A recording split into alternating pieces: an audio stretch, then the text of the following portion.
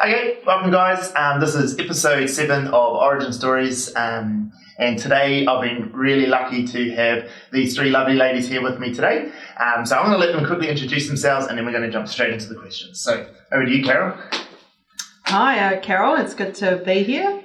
I'm an EA, so Executive Assistant, a proud one, massive advocate for one, so it'll be great to talk more about my profession and where I see it going in the future. Cool, thank you. Hi everybody, I'm Agness Stowers.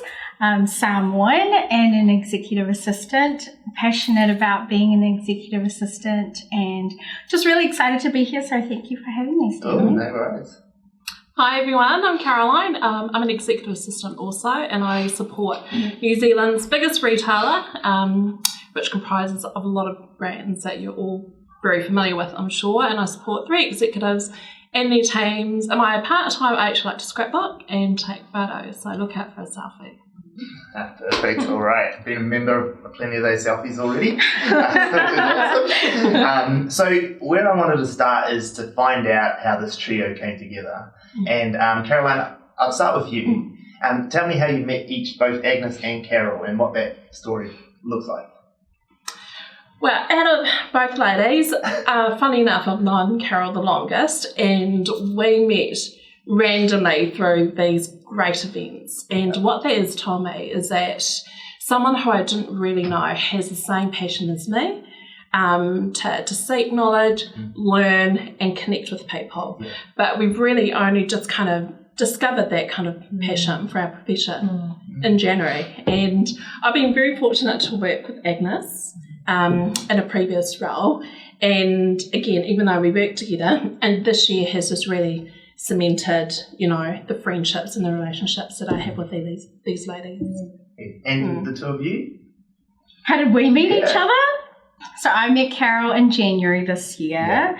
Fortunate to be in the same room with Phoenix Normand, who really is the common denominator for us too.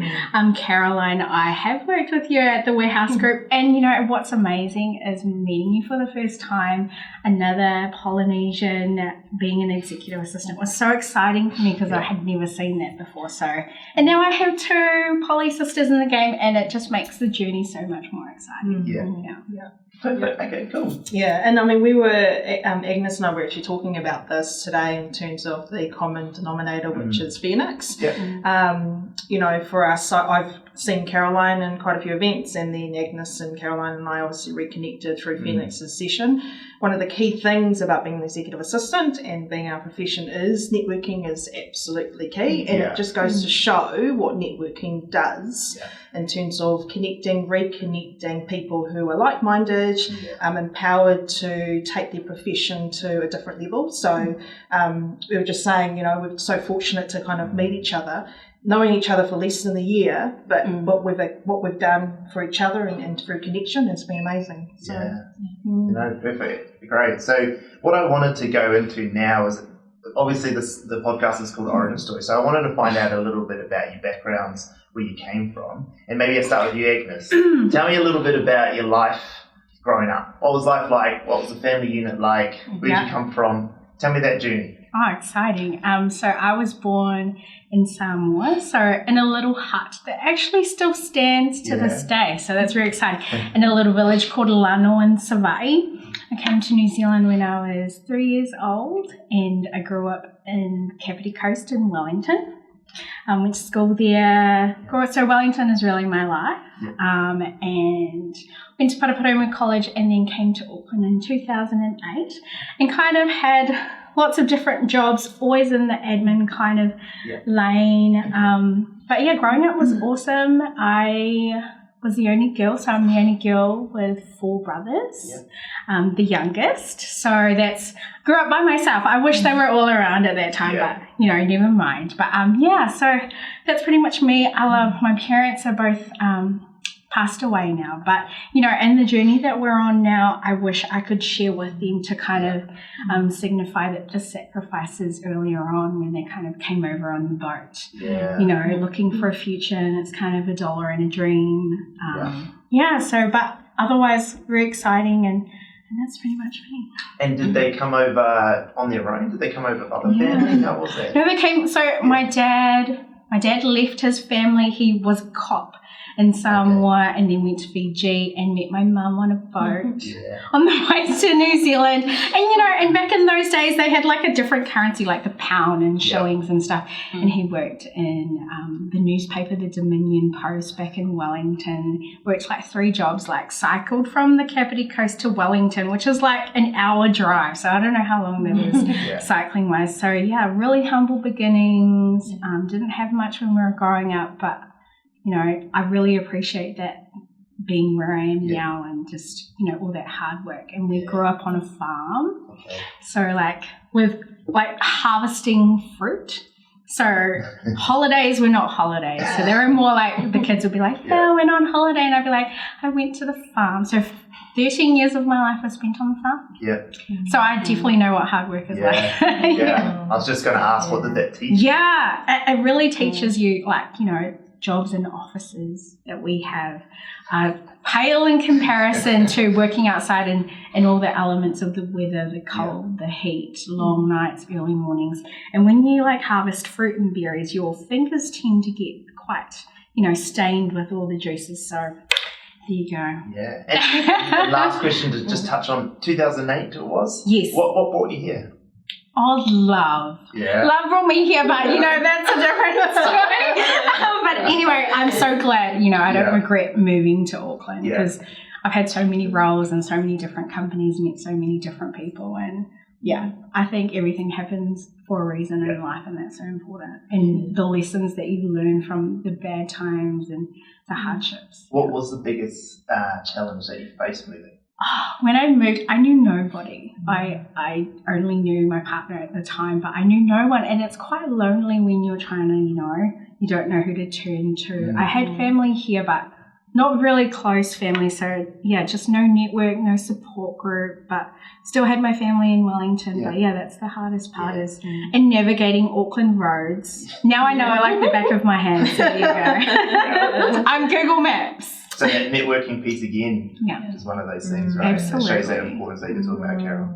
Yeah. And so, Carol, tell me a little bit about your background, because you briefly mentioned it's a little different to what Agnes's was in terms of your upbringing. Yeah. So first of all, tell me how your story differs. Yeah, look, I was born in Auckland, so normal central family, 5 of us, older brother, younger sister, 2 parents, normal life, like normal Catholic upbringing.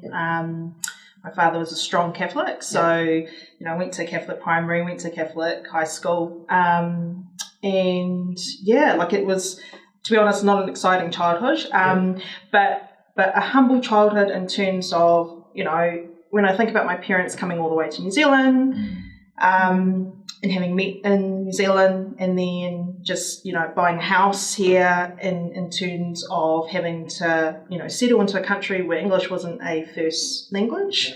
That's amazing for me. So you kind of have that in you in terms of what it took for them to kind of establish themselves in a country where, 1, it wasn't their own, and 2, where English was a second language. And in terms of, my upbringing, it was, we just had to kind of do well in primary, do well in high school. It was very different, right? So education was very important.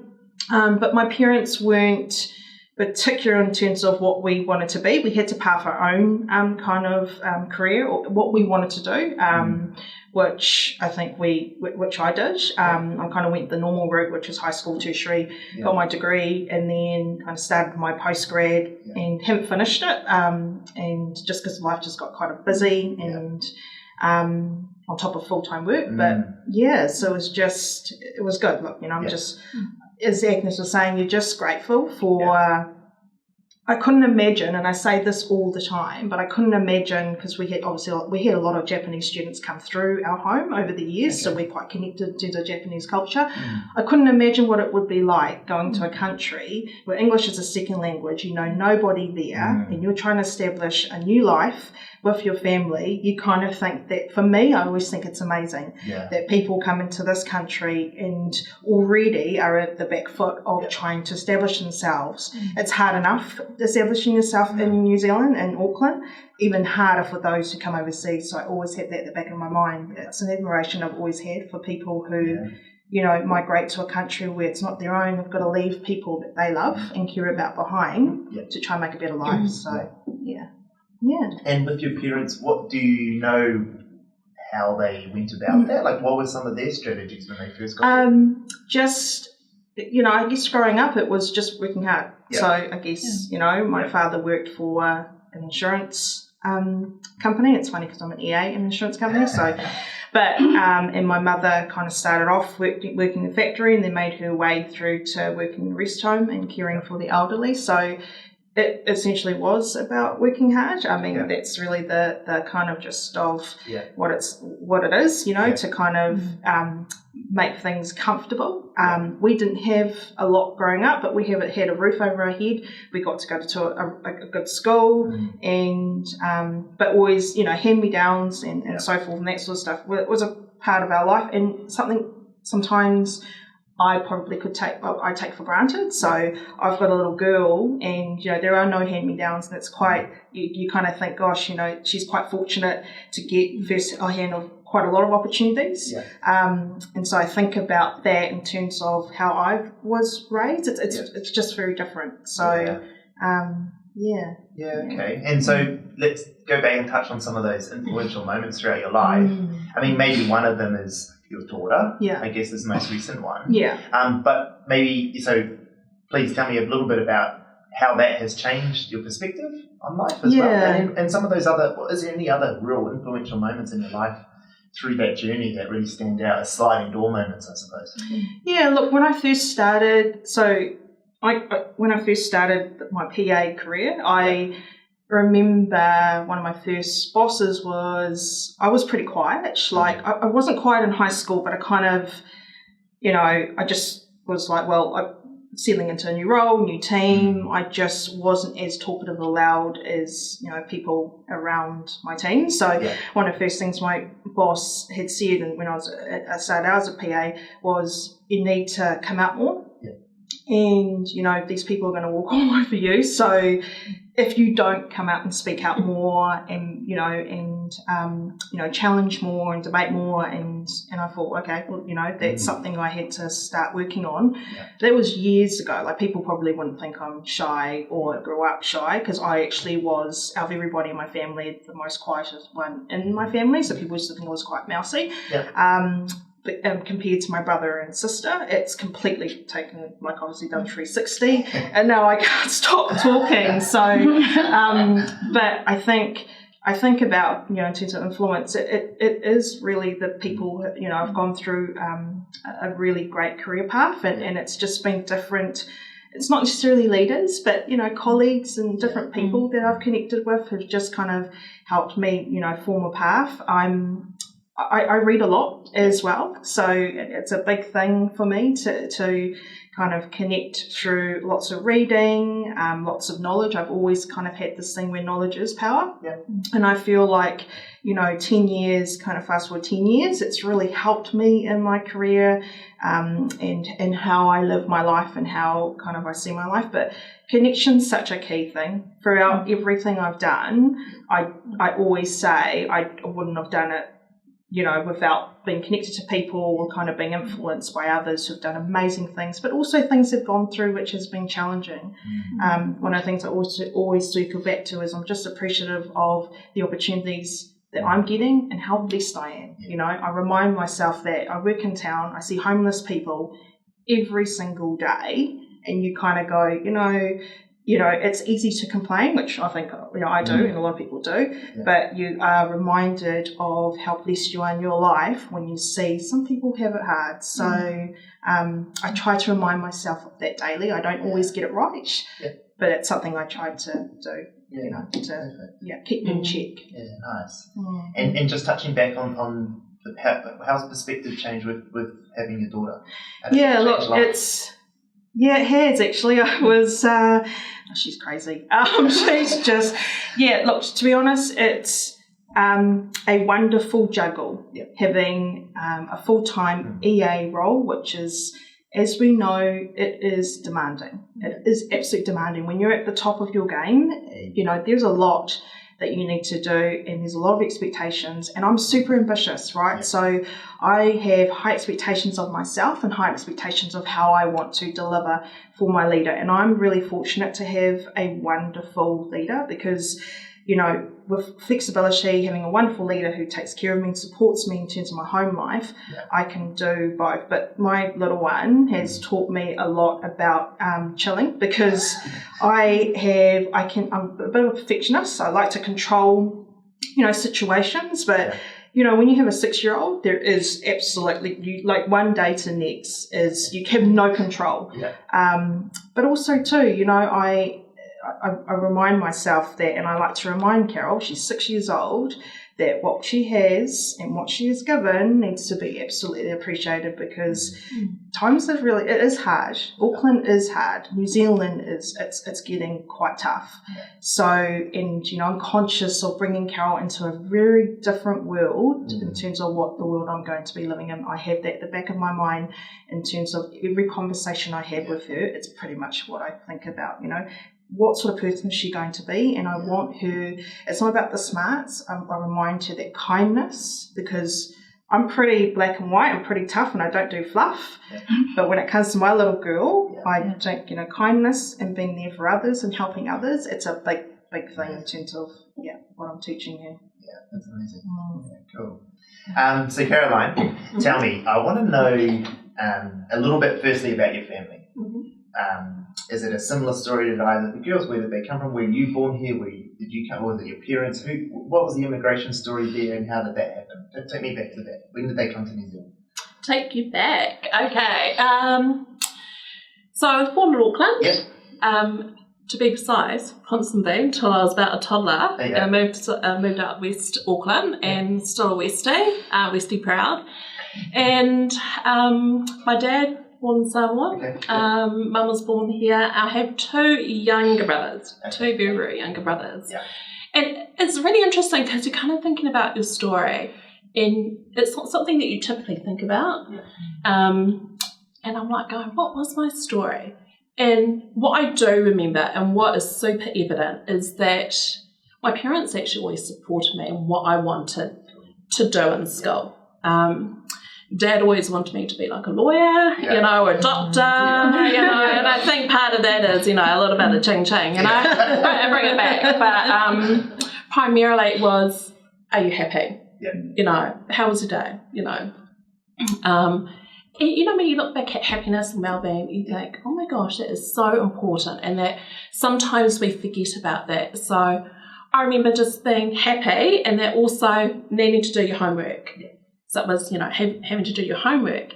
But the flip side of that is, in the age that I was born in, maybe you don't know this, Stanley, because you're far too young, but, my research was literally the library. It was Encyclopedia Britannica. There was no internet. You had to do everything yourself, and your parents didn't help you because you went to school. Therefore, you need to know the answers yourself.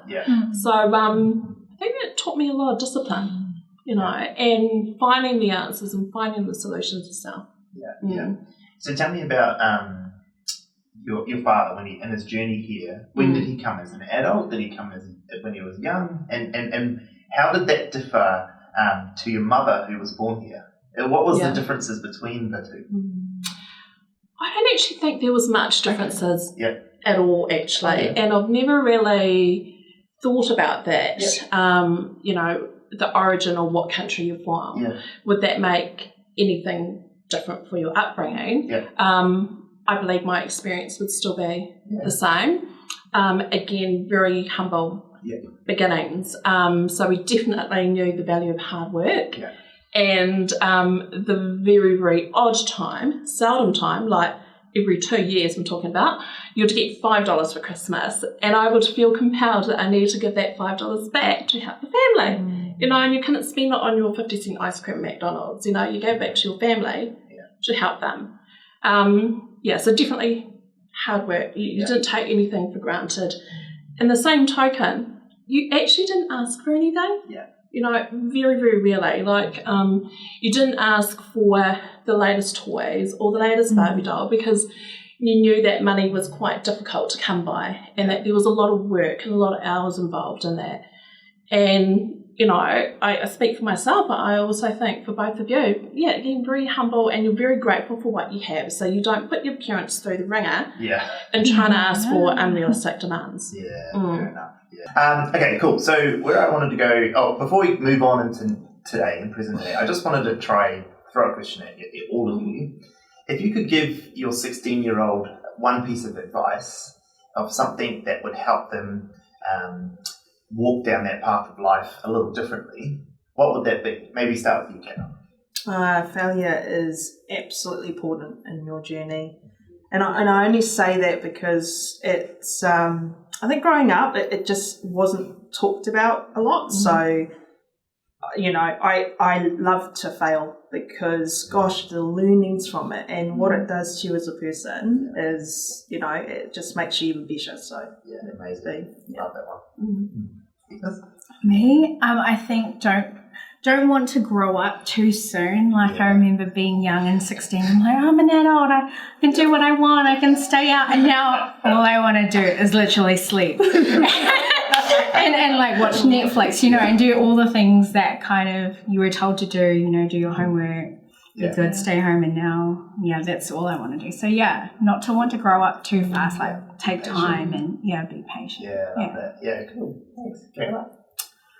I would say understand that your life is sort of like in decades, and in each decade there's certain things that you should do. Like from ages 10 to 20, you should go out and explore, and you should almost kind of do things with reckless abandonment and just go out and have fun, because once you hit sort of 25 to 30, you can't really do that, and you can't sort of fall back on the, stuff that you should have done in your teens. So kind of map out your life a little bit and kind of figure out what you want to do in those decades, and then actually go out and travel more and actually understand the fundamentals of experiencing different cultures and experiencing different people, just everything different, and it will just sort of broaden your life experience. Awesome. Yeah, cool. Okay, cool. Those are great answers. Three different answers.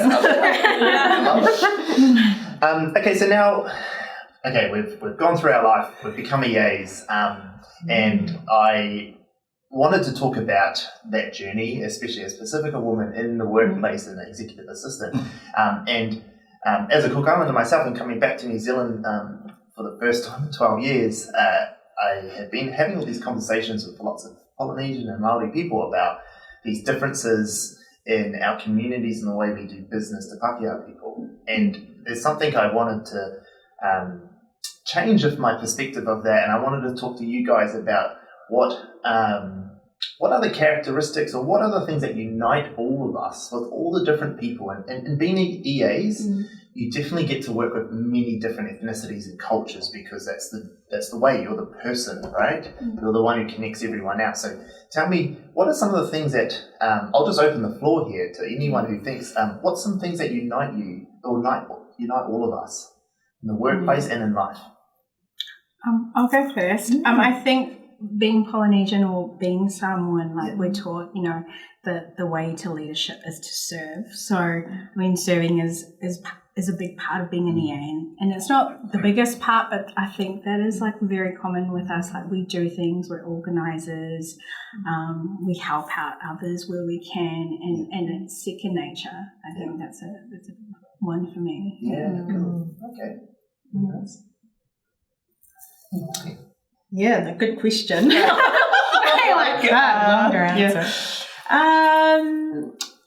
Look, I have to admit, when I come into these roles, yes, I'm Pacific Islander, yes, I'm a woman, and, yes, I've been in these roles for a long time, but I actually just see myself as a human being that's trying to contribute in this world and society.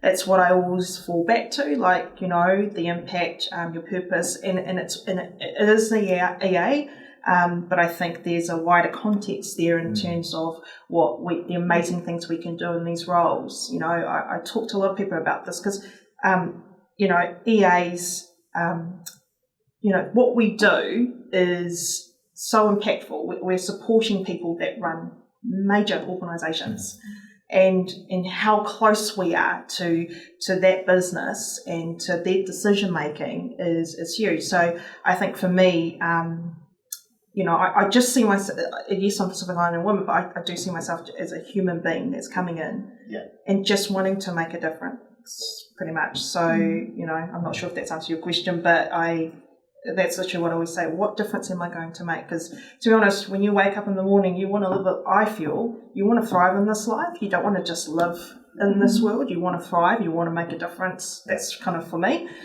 Because you literally spend so much time in your job. You want to spend the time in your job to do something that is meaningful. So Great. Yeah, cool. Do you know what I really love about Pacific people? And it is in every industry that I've worked in. There is just this really genuine friendliness of wanting to kind of know, hey, this is who I am, and they want to shake your hand and they want to know a little bit about you.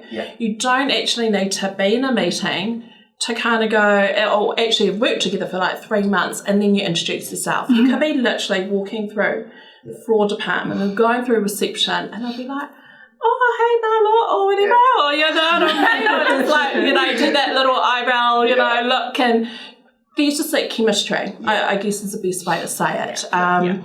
And there's a willingness and an understanding to kind of want to get to know you, and I think that's just the natural kind of Pacific roots, which I really love.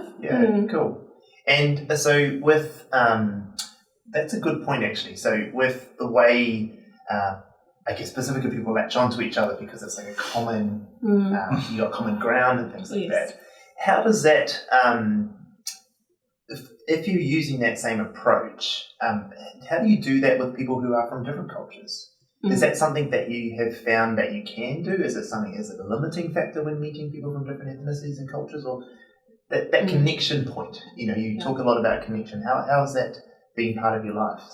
Just being, I think for me personally, just being who I am. So, I go back to, being a PI woman, but just being, who I am, because for me, I can't be anybody else. So, and you're right, we deal with different personalities, people from different backgrounds, and in particular in this role, it does take a lot of navigation in terms of finding out, who people are and how you can work with them best and the different styles you have in the organisation.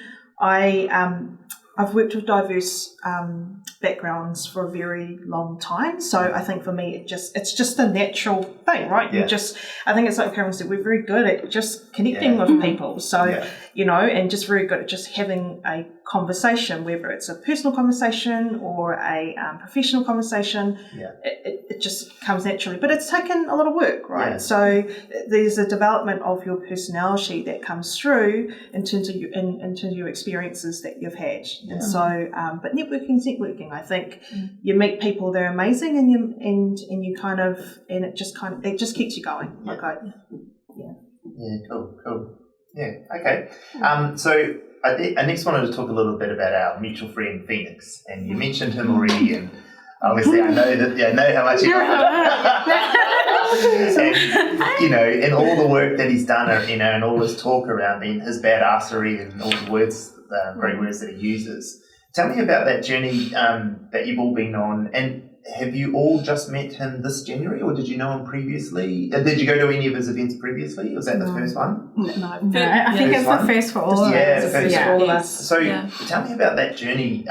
Had you already gone down that EA advocate path beforehand, or did that was that your first introduction to that, or did it amplify? Tell me about that journey with them. I think I followed Phoenix maybe for a little while before I saw that he was coming to New Zealand, and I was like, oh, fangirl moment, I have to go to the table. And then I just bought the ticket and I was like, I'm so excited to go. And Carol, that was when I was working at the warehouse. And I was like, are you going? And because Carol said that Caroline said that she was going, I was like, yeah, let's go together. Yeah. So I already knew someone, but obviously going into that room, I had no idea what to expect. Like I knew the write-up, the way he writes, the way he talks on his posts is very like in your face, very straight up the guts type style. And I was like, oh man, this is intense, this is good. Yeah. So, but I had no idea what was in store for me at that table. What I will say is it was the best decision and the best investment of money and time and a Saturday. Who goes to a workshop on a Saturday? Nobody. But I think the passion that I have for wanting to be a better version of myself was enough to get me there, and everything that's happened since then is incredibly crazy. I mean, I've met so many amazing women, but Phoenix is honestly just amazing. I can't say anything other than he's just so awesome, and what he brings is just makes you want to be better, do better. What was one of those things? What was one of those lessons that you're now living every day? Like to be your authentic self and to not like back down for anyone, and know what you're worth, what you bring to the table, and how you can help other people. Just having a voice and using it for good and speaking up, because like before I would be like, go to meetings and just do my notes and stuff, and now I contribute, I engage, and that's really awesome for me. That small change is a huge part of what I learned with Phoenix. Look, I actually followed Phoenix for a few months before his course in January this year, and it was funny because I was kind of in that moment where I thought, how can I make, because this is the whole thing about having a purpose, and where do you want to take this role, and what do you want to do with it? And I was pretty much, how can I help others? How can I help others in this profession? This is an amazing profession. It's not just a job; it's an actual career, and we have amazing opportunities. But when I was coming through my profession, it was quite lonely. I talked to a lot of EAs about this. It really is just yourself and your executive, really. That's kind of your network there. And I just wanted to do more. So when Phoenix was kind of feeding through his articles, which were very direct, very straight up, there were things in there that resonated with me. And I thought, this person, human being, is pretty much talking what a lot of us, including myself, are feeling in terms of we want to help others. We want to be a voice in our community, a voice in our profession.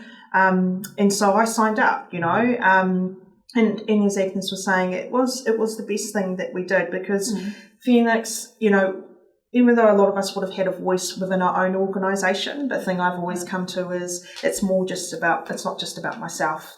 What we do, what Phoenix has done, it's actually about helping others in our industry, in our profession. And I say this time and time again, I'm absolutely proud of this profession. And I think, meeting Phoenix has just, skyrocketed us to the point where we're like, we can do so much more for this industry and these people, and to, push ourselves as well, right? So it's pretty much, where can we go? We can take this to wherever we want to take this. And I think, Phoenix has opened that door really wide for us. Yeah. And as I say to Phoenix a lot, you started this. We're just continuing this journey. So awesome. And Caroline? Likewise, actually, followed Phoenix for a couple of months as well, and I went, oh gosh, I like this bit of sense, absolutely, and kind of took the opportunity. And with that, I also looked at, there was this person who was not based in New Zealand, who obviously, was visiting different, countries and cities, but identified that New Zealand was a place that kind of needed this, right? And to be part of that and to attend it, absolutely the best investment ever that you could do for yourself, and you could do for your community. Because growing up and kind of choosing all these different kind of professions and going through, strength to strength, you did it yourself. There was, sure, you had the support of, your friends and family, but it's very different support. There was no organisations out there who could help you. You didn't really have peers. You didn't really have anything. So it's been a tremendous lonely journey for the past 15 odd years. I'm still 28. But it's been great. So this opportunity to kind of go, hey, let's get on board and let's learn to help the generations that are coming through and help, these assistants coming through and go, hey, this is a really great opportunity to kind of get into this industry and we're here to support you.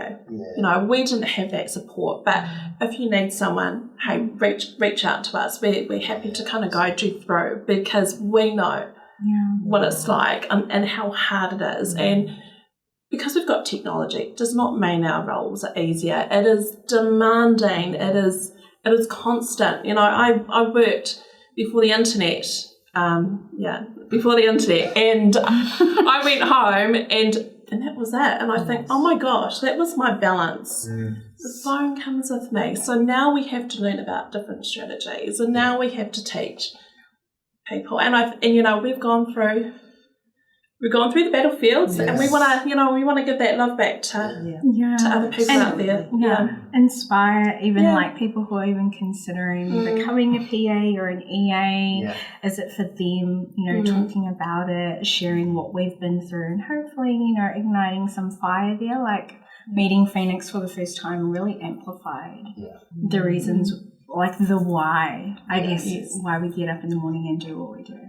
Awesome. Yeah. And so you talk about that road being quite lonely for you guys coming out through this world. Was there anything? Was there any mentors? Was there any help? There may have been, but whether maybe I was on the wrong email list or no list.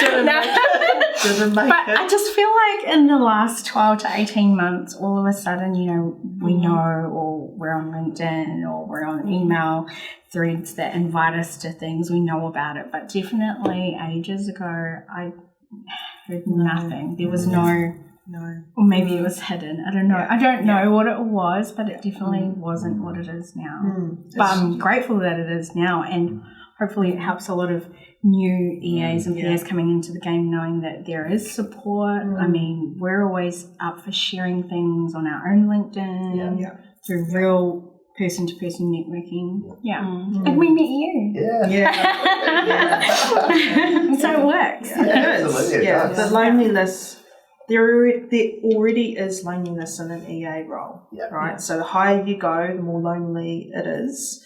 And I think when you have, on top of that, it was hard for me.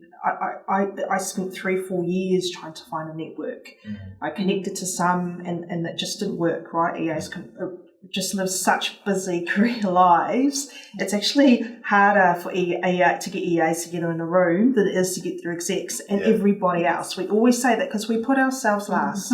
We're too busy because we've actually got to deal with our executive or deal with our boss. It's always been the way, and I think as Caroline Agness was saying, we know we've been through the ropes, and we want to make sure that going forward it's easier for others to come into this profession. We want to give back. We're happy to have done the hard yards, and now for us it's like, well, we want to bring others on this journey. The more people we bring on this journey, the more people who will, to support that this is a wonderful career. So and we do such amazing things, but also being appreciative of the opportunities that we get, because we get amazing opportunities. And I think I'm just so grateful for the opportunities that I receive, and I just like Agness and Caroline, I just want to give that back.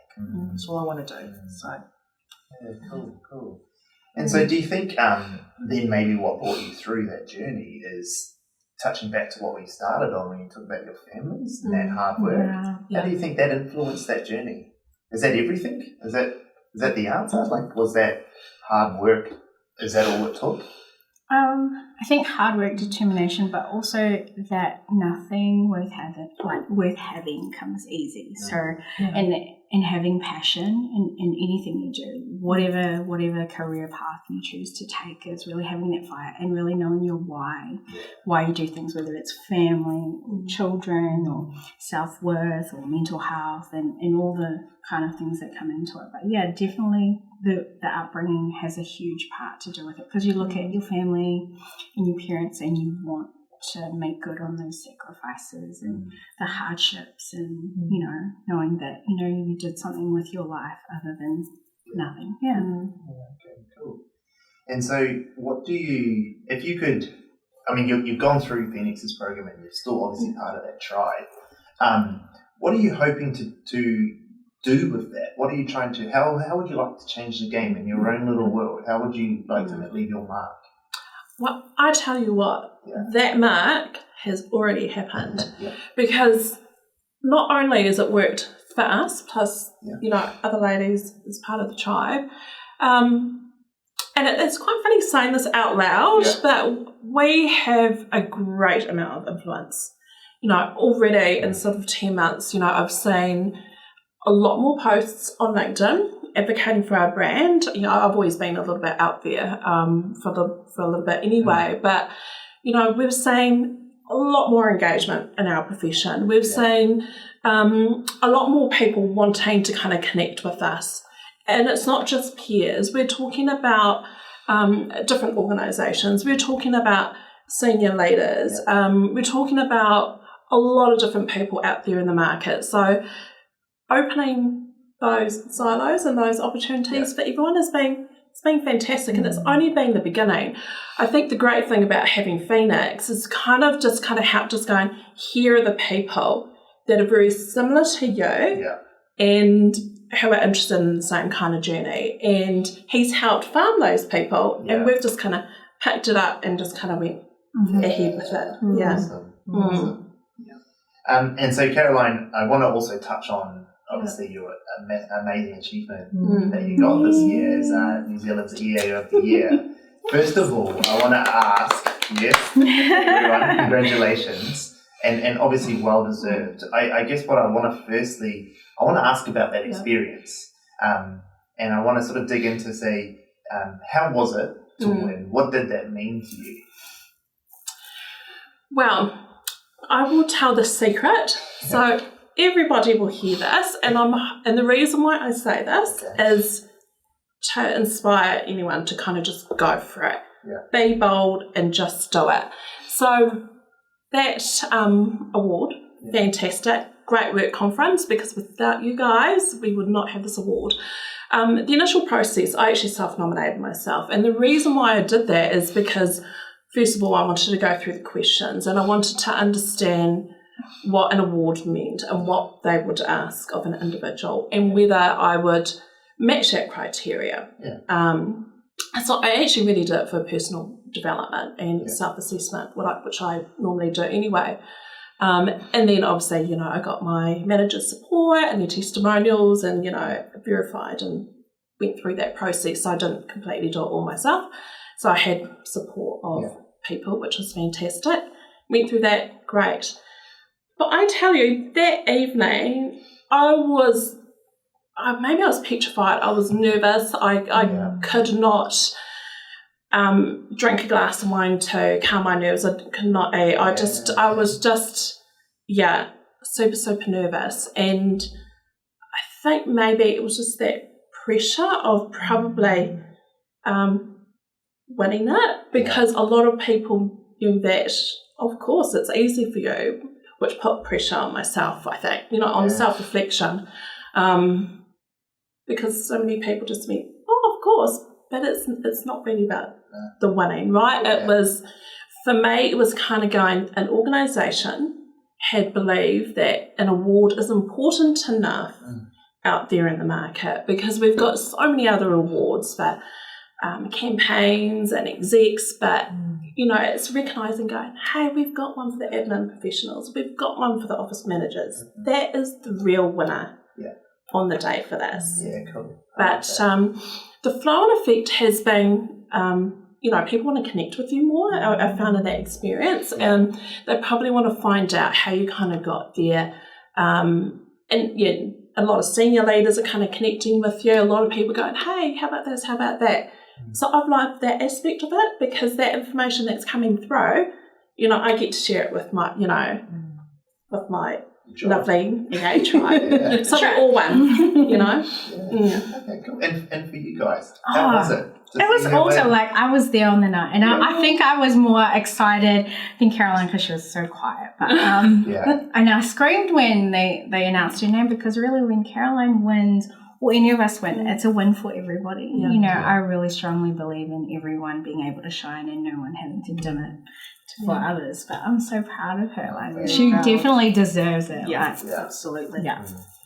And Carol, for you, what did that mean for you to see Caroline win it? Oh, look, I'm a massive, even though we're in the same tribe, massive fan of Caroline. For me, she would be considered someone that is, you know, an amazing mentor, coach that, you know, that we look up to. And Caroline is so humble. I think, you know, when Caroline talks about our presence and brand in LinkedIn, you know, she's helped us pave that way to engage more. You know, I talk to a lot of people, and LinkedIn is a scary place for a lot of people. It's a place that they feel like, I'm not sure if I'm the right person to say how I feel, or to say something about my profession. And I think for us, it's just become a natural thing to talk about our roles, to talk about the things that we've done, to talk about the achievements and things we're proud of, and to share it with others, you know. And, you know, we're not just sharing it with EAs, we're sharing it with a lot of different professions and industries. So, but for me, and for all our tribe, I actually wasn't there. As soon as I saw the news on LinkedIn, we literally just went crazy. We were like, we have to share. We have to kind of post congratulations. It was huge for us, but it was well deserved. And I knew I didn't want to put it, like, I was one of those people who was like, she's just going to get it. But I also knew that, you know, that pressure of kind of like, oh, you know, that's a bit of pressure on me. But it was just such a wonderful moment for all of us. And every time, every time I see Caroline post, I think, shoot, that is just amazing. I'm like, but, you know, for us, and Caroline has said this too, is it's not just about Caroline. Everything we do, every success we have, we don't post to show off until everyone know how good we are. We actually post to share, to say, you know, to talk, to engage to people that are doing the same thing as us, and like-minded people as well. So massive proud moment. And like I said, I'm a massive fan of Caroline. I'm like, oh God, I'm just you should sit in the middle. This is redo the whole it's like this one. Next series too. I love it. So I want to sort of start to wrap up, but one thing I really wanted to touch on is, how do you see the profession evolving as, I guess, honestly, leaders in the field, as you guys are? How do you see that evolving, and where would you like to see it go? I always say, the last few posts I've written, or the last post I wrote, was changing the game. It's quite a bold statement. You know, when you say you want to change the game, it's like, shoot, that's quite pressure to change the game. And what I mean by that is, you know, we're at the forefront of sitting next to the very people who are running a business from millions of dollars to billions of dollars. We are connected, and we are part of every decision that they make, you know, part of their leadership. And I think for me, the role is changing. So, you know, being real about this in terms of automation, technology, the role is changing, and it's pretty much for me personally, it's about how do we take these amazing opportunities, not just for ourselves, but how do we take it and engage with others where, you know, it's a changing workforce, a changing environment. The skills are going to be different. The skills that you need to acquire are going to be different. And I think, you know, for us, we're connecting with a lot of people who are actually going through that change, who are influencing that change. And I think, you know, that's a thing for me. EAs, and in particular our tribe, play a key role in kind of helping to influence and drive, and to make sure that our EA roles still exist. Because let's be real, you know, automation, people think, gosh, those roles, are they still going to exist? And I think that's what changing the game is about, because I think for me it's, well, there's plenty of other skills that we can acquire which keeps us in that game, you know, and the value that we add to our leaders, to our leadership team, and to our organisation. So, awesome. Yeah. Yes. Yes, changing the game, and also just having the opportunity. So we're very fortunate to be invited to speak at conferences, on panels, keynote speakers, and really it's a chance for us to talk about real life examples, what makes us special and indispensable, what makes us unique, and why does it matter what we say. So really speaking light and speaking truth into that. And, even when we post on LinkedIn, I post things that I would want to read. If I was someone, what would I want to say, and what would I want to read, and what would resonate with me. So really bringing a bit more of a human aspect into, the usual, because being an AA is not like a job description. Like, we all have job descriptions, but I tell you what, we do 500% more than what's on the double-sided piece of paper. But, and just sharing that and really sharing the journey. I know we say that a lot, but it's so important, because the more we speak about it and share it, someone somewhere in a corner reading it on their laptop will, find it useful and interesting, and hopefully be bold enough to reach out and connect with us, which we would absolutely love. I'm all about, connecting with people and helping people. Awesome. Definitely with technology, but also what's really interesting about our roles is that, we all don't have one-on-one relationships. We have one-on-one plus 13 plus everybody else plus layer upon layer, right? So being an EA, you've got crazy mad skills, right, that you need to be the touch points to all these people, and you have to be consistent across all these people, and you're representing yourself, and you're representing your boss, representing your team, the company, even the country maybe, so you've just got to represent so much, and that is huge.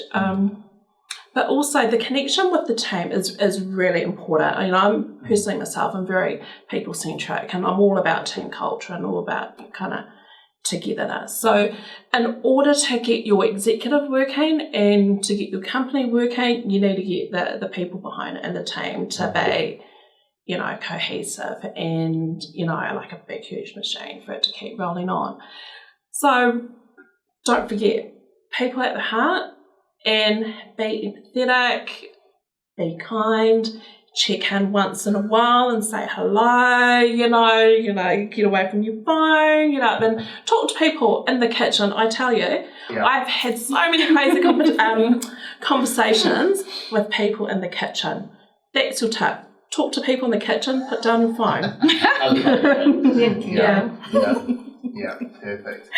All right, well, look, this has gone a bit over an hour now, and I know we could probably sit here and talk about so many more things, and I'd love to. But I guess what I wanted to say is, one, thank you, and that's to both you three, but also your profession in general. I mean, we also have members of your tribe that I know really well, Mina and Adele, and plenty others that I've met along the way, and obviously Phoenix himself, and he was, I was lucky enough to have him as the first guest on this podcast, but my partner Claire and I, when we came to New Zealand, one of our things was to connect, was to meet other people, was to build networks we didn't have. And that inspiration came from the EA network that we've been a part of, just by affiliation through things like LinkedIn and Phoenix and stuff. And I think that, for me, the way I see your industry evolving, and as I have, as you said, it's become so much more popular on LinkedIn, people posting more, yourselves and everyone.